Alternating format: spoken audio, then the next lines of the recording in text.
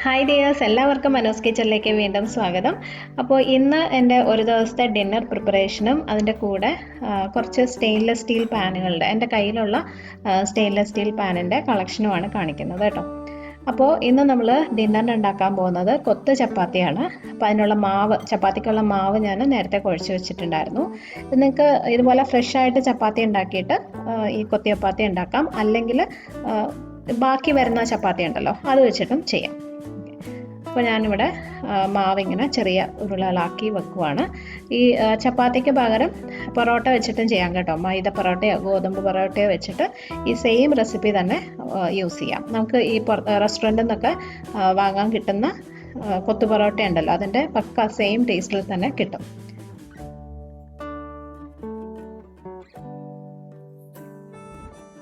അപ്പോൾ ഈ ചപ്പാത്തി ഉണ്ടാക്കുമ്പോൾ അങ്ങനെ കറക്റ്റ് ഷേപ്പ് ഒന്നും നോക്കണമെന്നില്ല, കാരണം നമ്മൾ പിന്നെ ഇത് ചെറിയ ചെറിയ കഷ്ണങ്ങളായിട്ടൊക്കെ മുറിച്ചാണല്ലോ ഇടുന്നത്. അപ്പോൾ എങ്ങനെയെങ്കിലും ഒന്ന് പരത്തിയെടുത്താൽ മതി. ഈ ചപ്പാത്തി പരത്തുന്ന കാര്യത്തിൽ അല്ലെങ്കിലും ഞാൻ ഭയങ്കര മോശമാണ് കേട്ടോ. എനിക്കങ്ങനെ കറക്റ്റ് റൗണ്ടായിട്ടൊന്നും കിട്ടാറില്ല. അപ്പോൾ ഈ കൊത്തു ചപ്പാത്തി ഉണ്ടാക്കാനായിട്ട് നമുക്കൊരു 8 ചപ്പാത്തിയൊക്കെ മതി. അപ്പോൾ ഞാൻ പക്ഷേ കുറച്ച് കൂടുതൽ എടുത്തിട്ടുണ്ട്. അപ്പോൾ ഉണ്ടാക്കുന്ന സമയത്ത് കുറച്ച് കൂടുതൽ ചപ്പാത്തി റെഡിയാക്കി വെച്ച് കഴിഞ്ഞാൽ ബാക്കിയുള്ളത് ഒരു സിപ്ലോ കവറിൽ ഇട്ടിട്ട് ഫ്രിഡ്ജിൽ വെക്കാം. അപ്പോൾ അടുത്ത ദിവസമൊക്കെ നമുക്ക് ജസ്റ്റ് ഒന്ന് ചൂടാക്കി മൈക്രോവേവിൽ വെച്ചിട്ടോ അല്ലെങ്കിൽ പാനിലിട്ടിട്ടോ ഒന്ന് ചൂടാക്കി അങ്ങ് എടുത്താൽ മതി. എളുപ്പമാണ്, ഒട്ടും സോഫ്റ്റ്നെസ് ഒന്നും പോകത്തില്ല. നമ്മൾ ആദ്യം ഉണ്ടാക്കുന്ന പോലെ തന്നെ നല്ല സോഫ്റ്റായിട്ട് കിട്ടും. എല്ലാ ദിവസവും നമുക്ക് ചപ്പാത്തി ഉണ്ടാക്കി സമയം കളയണ്ട. ഞാൻ അങ്ങനെയാണ് സാധാരണ ചെയ്യാറുള്ളത്. ചപ്പാത്തി പരത്തുമ്പോൾ എപ്പോഴും ഒരു ടവൽ അല്ലെങ്കിൽ ഒരു പേപ്പർ ഇട്ടിട്ട് ചെയ്യണം, അല്ലെങ്കിൽ ഇത് ഇതുപോലെ ആവും. ഞാനത് ചെയ്യാൻ മറന്നുപോയതാണ് കേട്ടോ.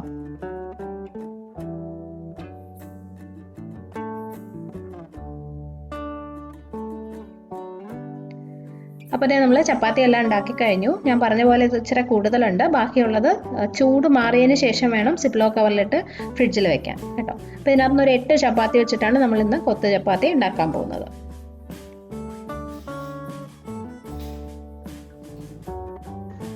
ഓക്കെ, ഇനി നമുക്ക് കുറച്ച് സവോള ഒന്ന് അരിഞ്ഞെടുക്കണം. അപ്പോൾ ഞാനൊരു 3 മീഡിയം സൈസിലുള്ള സവോള ഇതുപോലെ ഒന്ന് ചെറുതായിട്ട് അരിഞ്ഞെടുക്കുവാണ്.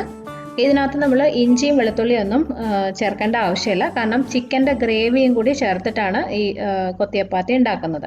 അപ്പോൾ അതുകൊണ്ട് അതിനകത്ത് തന്നെ ഇഞ്ചിയും വെളുത്തുള്ളിയൊക്കെ നമ്മൾ ചേർത്തിട്ടുണ്ടല്ലോ, അതുകൊണ്ട് പിന്നെ എക്സ്ട്രാ ഇതിൽ ചേർക്കുന്നില്ല. പിന്നെ ഇതിനകത്ത് ഞാനൊരു 2 മീഡിയം സൈസിലുള്ള തക്കാളിയും കൂടി ഇട്ടൊന്ന് അരിഞ്ഞെടുക്കുന്നുണ്ട്, ചെറുതായിട്ട് അരിഞ്ഞെടുക്കുക. അപ്പോൾ ഇതിൻ്റെ കൂടെ ഈ കൊത്തു ചപ്പാത്തിയുടെ കൂടെ കഴിക്കാനായിട്ട് ഞാനൊരു ക്യാരറ്റും സാലഡ് കുക്കുംബറും വെച്ചിട്ടൊരു സാലഡ് ഉണ്ടാക്കുന്നുണ്ട്. അതിനായിട്ടുള്ള കുക്കുംബറും ക്യാരറ്റും ഒന്ന് അരിഞ്ഞെടുക്കണം. ഇത് പ്രീതി എൻ്റെ മിക്സിയുടെ കൂടെയുള്ള ഫുഡ് പ്രോസസ്സറാണ്. ഇതിനകത്ത് അരിയുമ്പോൾ ഇത് ഈ ക്യാരറ്റും കുക്കുംബറും ഒക്കെ നല്ല തിന്നായിട്ട് നല്ല കനം കുറച്ച് അരിഞ്ഞെടുക്കാൻ പറ്റും. അപ്പോൾ അങ്ങനെ സാലഡ് കഴിക്കാൻ നല്ലതാണ് കേട്ടോ. അപ്പോൾ എല്ലാം നമ്മൾ റെഡിയാക്കി വെച്ചു. സവാള അരിഞ്ഞത്, തക്കാളി 2 തക്കാളി അരിഞ്ഞത്, പിന്നെ വേണ്ടത് ചിക്കൻ്റെ ഗ്രേവിയും കുറച്ച് പീസുകളും. ഇപ്പോൾ ചിക്കൻ കറിയിലുള്ള ഒരു 6 പീസ് ചിക്കൻ എടുത്തിട്ട് അതിൻ്റെ എല്ലൊക്കെ കളഞ്ഞ് ചെറിയ കഷ്ണങ്ങളായിട്ട് എടുത്തു വച്ചിരിക്കുന്നതാണ്. അപ്പോൾ അതിൻ്റെ കൂടെ ഏകദേശം ഒരു 1 അല്ലെങ്കിൽ ഏകദേശം 1 കപ്പ് ചിക്കൻ ഗ്രേവിയും ഉണ്ട്. ഈ ചിക്കൻ ഗ്രേവിയുടെയും അതുപോലെ ചിക്കൻ പീസുകളുടെയൊക്കെ അളവ് നിങ്ങൾക്ക് അഡ്ജസ്റ്റ് ചെയ്ത് ചേർക്കാം, കൂടുതലോ കുറവോ ഒക്കെ, അങ്ങനെ കറക്റ്റായിട്ട് എടുക്കണം എന്നില്ല.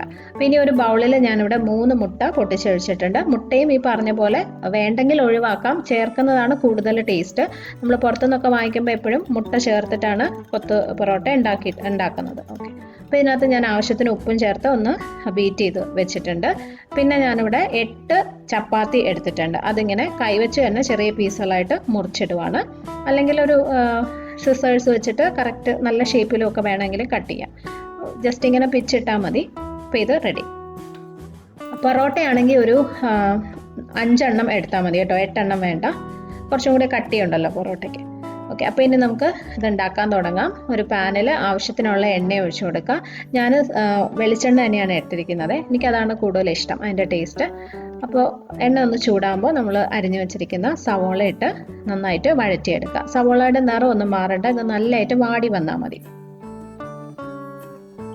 സവോള ഇതുപോലെ നന്നായിട്ടൊന്ന് വാടി കഴിയുമ്പോൾ ഇതിനകത്തേക്ക് നമുക്ക് തക്കാളി ചേർത്ത് കൊടുക്കാം. 2 മീഡിയം സൈസിലുള്ള തക്കാളി അരിഞ്ഞത്, ചെറുതായിട്ട് അരിഞ്ഞതിട്ട് ഒന്ന് മിക്സ് ചെയ്താൽ മതി കേട്ടോ. തക്കാളി ഒത്തിരി സമയം സവോളയിലിട്ട് വേവിക്കേണ്ട ആവശ്യമില്ല, നന്നായിട്ടൊന്ന് മിക്സ് ചെയ്യാം. ഇതിൻ്റെ കൂടെ കുറച്ച് കറിവേപ്പിലയും കൂടി ഇടാവേ, ഒരു 2 തണ്ട് കറിവേപ്പില കൂടി ഇട്ടിട്ട് എല്ലാം കൂടി നന്നായിട്ടൊന്ന് മിക്സ് ചെയ്തെടുക്കാം.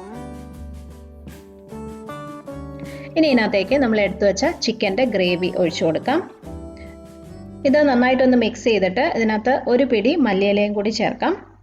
ഇനി ഇത് നമുക്ക് കുറച്ചൊന്ന് വറ്റിച്ചെടുക്കണം. ഇപ്പോൾ കുറച്ച് ലൂസായിട്ടുള്ളൊരു ഗ്രേവി ആണല്ലോ, അപ്പോൾ ആ സവാളയും തക്കാളിയും ആ ചിക്കൻ്റെ ഗ്രേവിയും കൂടെ കിടന്ന് കുറച്ച് സമയം ഒന്ന് വേവണം, കുറച്ചൊന്ന് വറ്റി വരണം. അപ്പോൾ ഇതിനകത്ത് ഉപ്പ് നോക്കിയിട്ട് വേണമെന്നുണ്ടെങ്കിൽ ചേർത്ത് കൊടുക്കണം കേട്ടോ. നമ്മൾ ചിക്കൻ്റെ ഗ്രേവിയിൽ ഉപ്പുണ്ടാവും, പിന്നെ ഈ സവാളയും തക്കാളിയൊക്കെ ചേർത്തല്ലോ, അപ്പോൾ അതിന് കൂടെ കണക്കാക്കി ആവശ്യത്തിന് വേണമെങ്കിൽ ഉപ്പ് ഇട്ട് കൊടുക്കാം.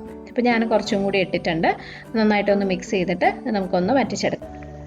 ഇപ്പോൾ ഇത് ഗ്രേവി കുറച്ചൊന്ന് വറ്റിയിട്ടുണ്ട്. ഞാൻ ഈ ഒരു പരുവത്തിലാണ് എടുക്കുന്നത് കേട്ടോ. എന്നാൽ പലർക്കും പല രീതിയിലായിരിക്കും ഇത് കഴിക്കാൻ ഇഷ്ടം. ചിലർക്ക് ഈ കൊത്തു പൊറോട്ട നല്ല ഡ്രൈ ആയിട്ടിരിക്കുന്നതായിരിക്കും ഇഷ്ടം. പക്ഷേ നമ്മൾ ഈ റെസ്റ്റോറൻറ്റിൽ നിന്നൊക്കെ വാങ്ങിക്കുമ്പോൾ എപ്പോഴും ആ പൊറോട്ടയുടെ പീസുകളിൽ ഈ ഗ്രേവി ഇങ്ങനെ നല്ല കോട്ട് ചെയ്ത് നല്ല പൊതിഞ്ഞ് കുറച്ചൊന്ന് കുഴഞ്ഞിരിക്കുന്ന രീതിയിലായിരിക്കും ഉള്ളത്. എനിക്ക് അതാണ് കൂടുതൽ ഇഷ്ടം. അപ്പോൾ അതുകൊണ്ട് ഞാൻ ഇത്രയും ഗ്രേവി ഇതിനകത്ത് വെക്കുന്നുണ്ട്.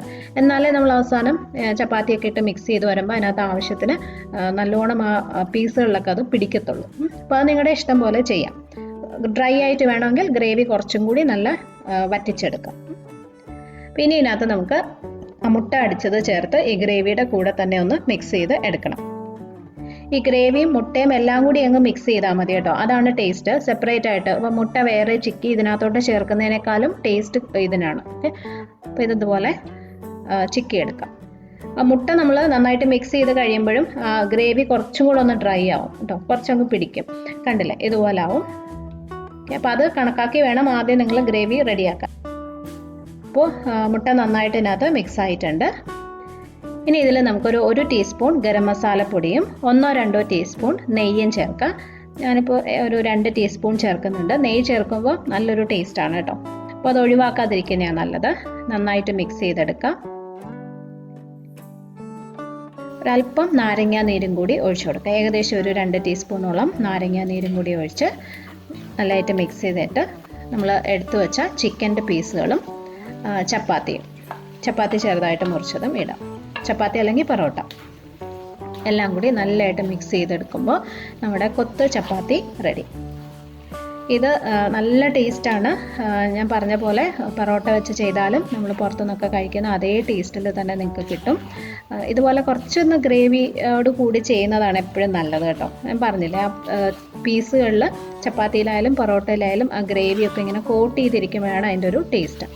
പിന്നെ പൊറോട്ടയാണെങ്കിൽ കുറച്ച് സമയം ഇരുന്നാലും എന്ന് വെച്ചാൽ ചൂട് മാറിക്കഴിഞ്ഞാലും അത് ഒത്തിരി അങ്ങനെ സോഫ്റ്റായി പോകത്തില്ല, കുറച്ച് കട്ടിയുള്ളതുകൊണ്ട്. പക്ഷേ ചപ്പാത്തി അങ്ങനെയല്ല, നമ്മൾ ഉണ്ടാക്കിയിട്ട് ഉടനെ തന്നെ കഴിക്കുന്നതാണ് നല്ലത്. കാരണം ഇരിക്കും തോറും ആ ഗ്രേവിയുടെ കൂടെ ഇരുന്നിട്ട് അത് ഒന്ന് സോഫ്റ്റ് ആവും, കുറച്ചും കൂടി സോഫ്റ്റായി പോകും.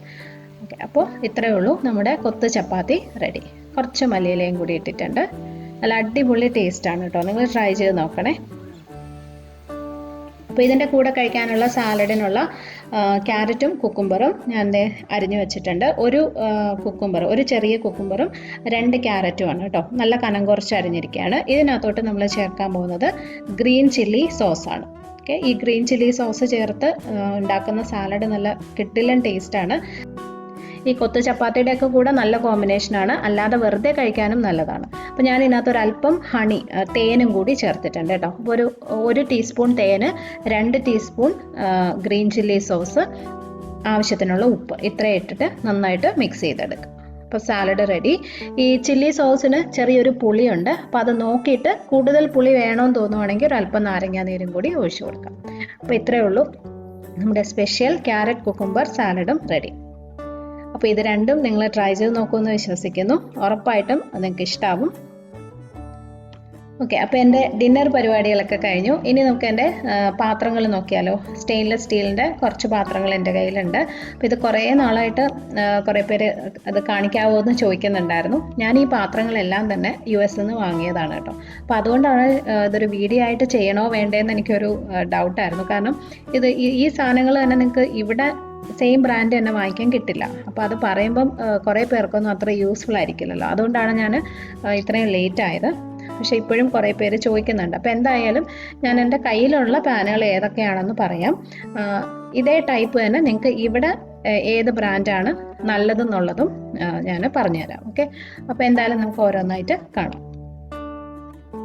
അപ്പോൾ ഈ കാണുന്ന ഇത്രയും പാത്രങ്ങൾ ഞാൻ ഒരു സെറ്റായിട്ട് വാങ്ങിയതാണ്. ഓക്കെ, ഇത് ട്രെമോണ്ടിന എന്ന് പറഞ്ഞ ബ്രാൻഡാണ്.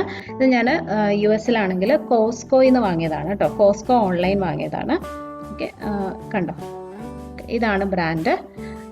USA ആണെങ്കിലും മെയ്ഡ് ഇൻ ചൈനയാണ് കേട്ടോ സാധനം. പക്ഷെ എന്നാലും നല്ല ക്വാളിറ്റിയാണ്. മെയ്ഡ് ഇൻ ചൈന ആണെന്ന് കേൾക്കുമ്പോൾ ക്വാളിറ്റി മോശമാണെന്ന് വിചാരിക്കേണ്ട, നല്ല ക്വാളിറ്റി പാനുകളാണ്. അപ്പോൾ കോസ്കോയിലാണെങ്കിൽ നിങ്ങൾ US-ൽ നിന്ന് പല പുറത്തുനിന്നുള്ള ആൾക്കാർ വീഡിയോസ് കാണുന്നുണ്ട്. അപ്പോൾ അവർ ഇടയ്ക്ക് ചോദിക്കാറുണ്ട്, അതിന് വേണ്ടിയിട്ടാണ് പറയുന്നത്. കോസ്കോ ഓൺലൈൻ നോക്കിക്കഴിഞ്ഞാൽ ഈ താങ്ക്സ് ഗിവിങ് സമയത്തൊക്കെ നല്ല ഡിസ്കൗണ്ട് ഉണ്ടാവും. അപ്പോൾ ആ സമയത്ത് വാങ്ങിയാൽ മതി. ഞാൻ അങ്ങനെ ഒരു താങ്ക്സ് ഗിവിങ്ങിൻ്റെ ടൈമിലാണിത് വാങ്ങിയത്. അപ്പോൾ ഈ ഒരു സെറ്റിലുള്ള പാനുകൾ ഞാനൊന്ന് കാണിക്കാം. 3 ഫ്രൈയിങ് പാനാണുള്ളത്. ഒരു വലിയ സൈസിലുള്ള പാന്, പിന്നെ ഒരു മീഡിയം സൈസും ഒരു ചെറുതും. ഈ ചെറുത് എനിക്ക് ഭയങ്കര യൂസ്ഫുൾ ആണ് കേട്ടോ, നല്ല ഇഷ്ടമാണ് എനിക്കത്. കാരണം നമുക്ക് കടുക് താളിക്കാനും കുറച്ച് എന്തെങ്കിലും ഒന്ന് റോസ്റ്റ് ചെയ്തെടുക്കാനും ഒക്കെ നല്ല പാനാണ്. പിന്നെ 2 സോസ് പാൻ ഉണ്ട്. ഓക്കെ, സൂപ്പൊക്കെ ഉണ്ടാക്കാനും പാല് തിളപ്പിക്കാനും ഒക്കെ പറ്റുന്ന 2 പാനുണ്ട്. പിന്നെ കുറച്ച് വലിയ പരന്ന ഇതുപോലത്തെ ഒരു പാനുണ്ട്. ഇത് അത്യാവശ്യം വലിയ സൈസാണ് കേട്ടോ, 4.5 ലിറ്ററാണ് ഇതിൻ്റെ സൈസ് വരുന്നത്. അപ്പോൾ നമുക്ക് കുറച്ച് വലിയ അളവിലാണെങ്കിൽ ചിക്കനും ബീഫും ഒക്കെ റോസ്റ്റ് ചെയ്തൊക്കെ എടുക്കാൻ പറ്റുന്ന ഒരു പാനാണ്. പിന്നെ ഉള്ളത് ഈ ഒരു പാൻ. ഇതൊരു 4-5 പേരൊക്കെ ഉള്ള ഫാമിലിയിലൊക്കെ ആണെങ്കിൽ ആ ഒരു അളവിന് നമുക്ക് ബിരിയാണിയൊക്കെ ഉണ്ടാക്കാനൊക്കെ പറ്റുന്നൊരു പാത്രമാണ്. പിന്നെ അതിൻ്റെ കുറച്ചും കൂടി വലിയ സൈസ് ഒരു പാൻ ഉണ്ട്. കൂടുതൽ അളവിൽ വേണമെങ്കിൽ വയ്ക്കാം. റൈസൊക്കെ കുക്ക് ചെയ്യാനാണ് കൂടുതൽ നല്ലത് കേട്ടോ. പിന്നെ അതിൻ്റെ കൂടെ തന്നെ ഉള്ളൊരു സാധനമാണ് ഈ സ്ട്രെയിനർ. ഇത് ശരിക്കും പാസ്ത സ്ട്രെയിനറാണ് കേട്ടോ. പക്ഷെ നമുക്ക് റൈസ് ബസ്മതി അരിയൊക്കെ കുക്ക് ചെയ്തിട്ട് നമ്മൾ ബിരിയാണിയൊക്കെ ഉണ്ടാക്കുമ്പം കുക്ക് ചെയ്ത് പിന്നെ ഊറ്റിയെടുക്കത്തില്ലേ, വെള്ളം ഊറ്റിയെടുക്കത്തില്ലേ, അപ്പോൾ അതിന് യൂസ് ചെയ്യാൻ പറ്റുന്നതാണ്. ഇത് എങ്ങനെയാണെന്ന് വെച്ചാൽ ഈ വലിയ പാത്രത്തിൽ വെള്ളം നന്നായിട്ട് തിളപ്പിക്കണം. എന്നിട്ട് ഇതിനകത്ത് അരി അല്ലെങ്കിൽ പാസ്ത ഇട്ടിട്ട് ഈ വെള്ളത്തിലോട്ട് ഇങ്ങനെ ഇറക്കി വെച്ചാൽ മതി. ഓക്കെ, അത് വെന്ത് കഴിയുമ്പോൾ അരി ആയാലും പാസ്ത ആയാലും വെന്ത് കഴിയുമ്പോൾ നമ്മളിത് വെള്ളം എടുത്ത് ഊറ്റി കളയേണ്ട ആവശ്യമില്ല. ഈ മുകളിലിരിക്കുന്ന സ്ട്രെയിനർ ഇങ്ങനെ അങ്ങ് പൊക്കിയെടുത്താൽ മതി. അപ്പോൾ വെള്ളം അങ്ങ് പൊക്കോളും. ആ പാസ്ത വ്ളോഗിൽ നോക്കിക്കഴിഞ്ഞാൽ നിങ്ങൾക്ക് അറിയാൻ പറ്റും. ഭയങ്കര നല്ല യൂസ്ഫുൾ ആയിട്ടുള്ള ഒരു സാധനമാണ് കേട്ടോ. അപ്പോൾ നമുക്ക് ഇങ്ങനെ ആയിട്ട് ഉപയോഗിക്കാം, അല്ലെങ്കിൽ താഴെയുള്ള പാത്രം അല്ലാതെ കറിയൊക്കെ കുക്ക് ചെയ്യാനും ഉപയോഗിക്കാം. പിന്നെ എല്ലാ പാത്രങ്ങൾക്കും അടപ്പുണ്ട് കേട്ടോ, അടപ്പോട് കൂടിയാണ് വരുന്നത്. പിന്നെ എൻ്റെ കയ്യിലുള്ളത് ഈ 3 ഫ്രൈയിങ് പാനുകളാണ്. അപ്പോൾ ഇത് കാണുമ്പോൾ നിങ്ങൾക്ക് സ്വാഭാവികമായിട്ടും ഇത്രയും ഫ്രൈയിങ് പാനിൻ്റെ ആവശ്യമുണ്ടോ എന്ന് തോന്നാം. എല്ലാം കൂടി 6 എണ്ണം ഉണ്ട് എൻ്റെ കയ്യിൽ. അപ്പോൾ അത് കാര്യം എന്താണെന്ന് വെച്ചാൽ ഈ 2 ഫ്രൈയിങ് പാനാണ് ആദ്യമായിട്ട് ഞാൻ വാങ്ങിയത്. ഒരു 5 വർഷം മുന്നേ ഇതുപോലെ ഒരു താങ്ക്സ് ഗിവിങ് സമയത്ത് ഒരു സൂപ്പർ മാർക്കറ്റിൽ പോയപ്പോൾ $10 എനിക്കിത് കിട്ടിയത്. $10 എന്ന് വെച്ചാൽ ഏകദേശം 750 രൂപ. അത് ഒരു സ്റ്റെയിൻലെസ് സ്റ്റീൽ പാൻ വാങ്ങിക്കാൻ ഭയങ്കര ചീപ്പായിട്ടുള്ളൊരു റേറ്റാണ്. അതുകൊണ്ട് തന്നെ ഇത് അത്ര നല്ല ക്വാളിറ്റി അല്ല. എനിക്ക് വില കുറച്ച് കിട്ടിയപ്പോൾ ഞാൻ വാങ്ങിച്ചതാണ്. പക്ഷേ ഒരുപാട് വർഷം ഞാൻ യൂസ് ചെയ്ത് കേട്ടോ, ഇപ്പോഴും ഉപയോഗിക്കുന്നുണ്ട്. നമ്മൾ നേരത്തെ കാണിച്ച പാനിൻ്റെ അത്രയും നല്ല ക്വാളിറ്റി അല്ല, കുറച്ചൊക്കെ അടിയിൽ പിടിക്കുകയൊക്കെ ചെയ്യും. അപ്പോൾ അതുകൊണ്ടാണ് ഞാൻ US നിന്ന് തിരിച്ച് വരുന്ന സമയത്ത് നല്ലൊരു സെറ്റ് സ്റ്റെയിൻലെസ് സ്റ്റീൽ എക്സ്ട്രാ വാങ്ങിച്ചത്. കാരണം അവിടെയും നമ്മുടെ നാട്ടിലും വില കമ്പയർ ചെയ്ത് നോക്കുമ്പോൾ അവിടെ കുറച്ചും കൂടി ലാഭം ഉണ്ടായിരുന്നു. അപ്പോൾ അതുകൊണ്ട് ഞാനൊരു നല്ല സെറ്റ് വാങ്ങിയതാണ്. അപ്പോൾ അങ്ങനെ എല്ലാം കൂടി വാങ്ങിച്ചു വന്നപ്പോൾ ഇത്രയും പാത്രങ്ങൾ വന്നു. അതാണ് കാര്യം കേട്ടോ.